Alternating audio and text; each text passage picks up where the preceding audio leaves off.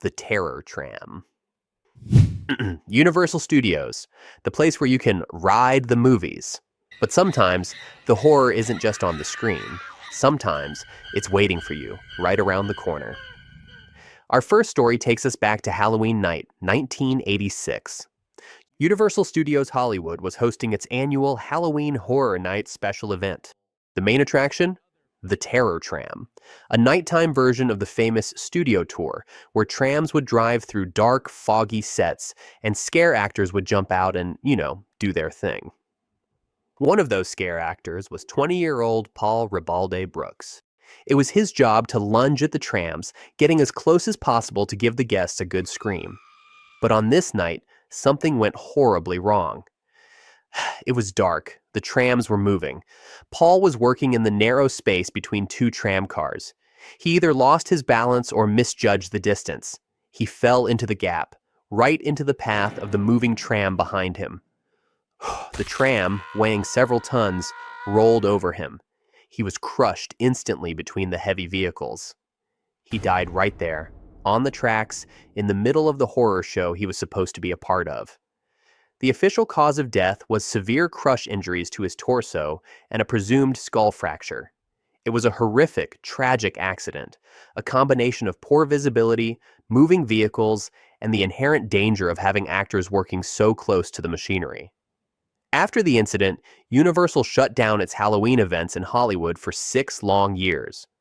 When it finally returned in 1992 as Halloween Horror Nights, the safety rules were much, much stricter. A tragic lesson, learned at the cost of a young man's life. The collapsing floor. Just a month after the Terror Tram tragedy, death visited Universal Studios Hollywood again. This time, it wasn't a guest or an actor. It was one of the people building the magic. On November 28, 1986, a construction crew was working on a new project on the studio lot. 2 workers were in the bucket of a massive 30,000-pound, about 13,600 kilogram, crane. They were high above a temporary work floor made of plywood. Now, I'm no engineer, but putting a 15-ton piece of machinery on a temporary wooden floor sounds like a bad idea. And, it was. The floor suddenly gave way under the immense weight of the crane. The entire structure collapsed. The crane plunged through the floor, throwing the 2 men from the bucket. One of the workers, whose name was never publicly released, fell onto the steel and concrete structures below. He suffered massive head and chest trauma and was rushed to St. Joseph Medical Center, where he was pronounced dead. His partner, miraculously, survived with only minor injuries. An investigation by OSHA later pointed to what everyone suspected. The temporary floor was simply not strong enough to support the crane. It was a catastrophic failure of planning and risk assessment. A man went to work to build a place of fantasy and dreams, and died because someone, somewhere, didn't do the math right. Just wow. The Mummy's Curse. We jump forward now to 2004, Universal Studios, Florida. The brand new, high-tech indoor roller coaster, Revenge of the Mummy, had just opened. It was a huge hit. But on September 21st, the ride's name took on a grim new meaning. A 39-year-old man from Apopka, Florida, was at the loading station, about to board the coaster. It was a normal day at the park, guests getting on and off the ride. As he went to step from the stationary platform into the coaster car, he missed his step. It was a small mistake, a simple loss of balance, but the consequences were devastating. He fell into the gap between the platform and the ride vehicle, dropping about 4 feet onto the hard, concrete structures below. He hit his head hard, really hard. He was immediately in severe pain, showing clear signs of a serious head injury. Paramedics rushed him to the Orlando Regional Medical Center for emergency surgery, but the damage was too severe. He died the next day. Investigators found no mechanical problems with the ride. It was a tragic freak accident, a simple misstep. But it led to a man's death and raised questions about the safety of loading platforms. After the incident, Universal made changes to the area, adding extra warning signs and visual markers on the floor to guide guests and prevent another fall. The Dragon's Bite. It's July 1st, 2009. The sun is just coming up over Universal's Islands of Adventure in Orlando. Before the gates open, before the first guests rush in, the park is a hive of activity. Maintenance crews are checking every nut, every bolt, every sensor. And on Dueling Dragons, one of the park's most iconic coasters, they're running test cycles. An employee, whose name was never released, was working that morning. He was in a restricted area, a low zone underneath the track where the coaster whips by at high speed. We don't know why he was there. Maybe he dropped something. Maybe he was taking a shortcut. But he was in the wrong place at the worst possible time. During a test run, one of the empty coaster trains came roaring through that section of the track. The employee was struck. He suffered multiple severe head injuries and was rushed to Orlando Regional Medical Center, where he underwent intensive treatment and a long recovery. After the incident, the park closed the ride temporarily and installed new fences and barriers to physically block off those restricted areas. It's a grim pattern we see over and over. A tragedy happens, and only then are the obvious safety measures put in place. The King's Toll.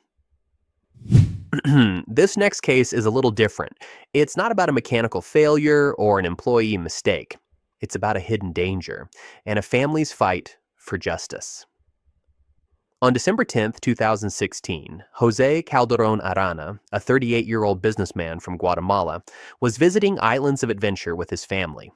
They decided to ride Skull Island Reign of Kong, a big, intense 3D dark ride. The ride has standard warnings posted outside. If you have heart problems, back or neck problems, or are pregnant, you shouldn't ride. The problem? Those signs were only in English. Jose didn't speak English. He saw the pictograms, but they didn't convey the seriousness of the warning. He had a pre-existing heart condition. He got on the ride. After the ride, he told his wife he didn't feel well. Thinking it was just motion sickness, she suggested he rest on a bench while she and their son went on another ride. When they came back, they found him collapsed. He had suffered a massive heart attack. He was rushed to the hospital, but it was too late. 2 years later, his family filed a wrongful death lawsuit against Universal. Their argument was simple. Universal knows it has millions of international visitors who don't speak English.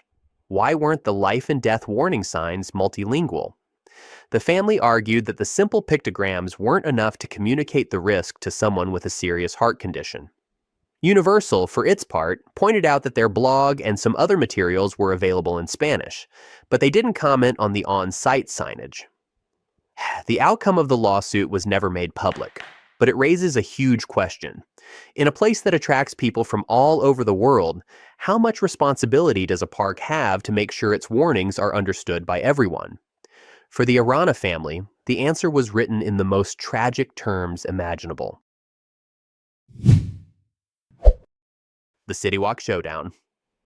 Our next story doesn't take place inside a park, but right on its doorstep.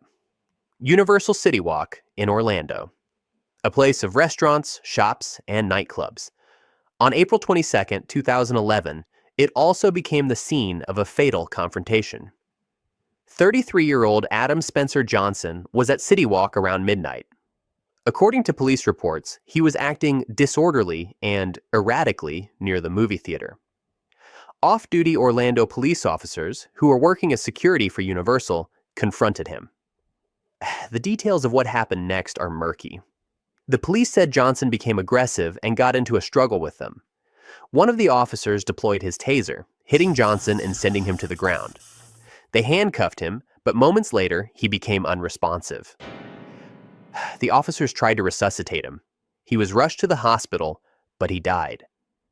The incident sparked a huge controversy. Was the use of a taser justified? Was it a proportional response?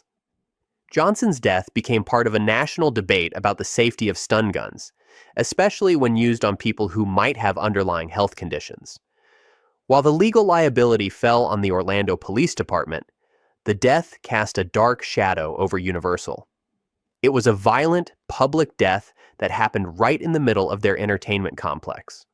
A grim reminder that sometimes the real world and its dangers can intrude on the fantasy. The final launch. This last one is tough. It's a story that's still unfolding, and it raises some of the most difficult questions about accessibility, risk, and who gets to decide what's safe. On September 17th, 2025, just after the grand opening of Universal's brand new theme park, Epic Universe, 32-year-old Kevin Rodriguez Zavala decided to ride the new high-speed dueling coaster, Stardust Racers. Kevin had a congenital spinal cord condition and used a wheelchair, but he wanted to experience the ride, just like everyone else.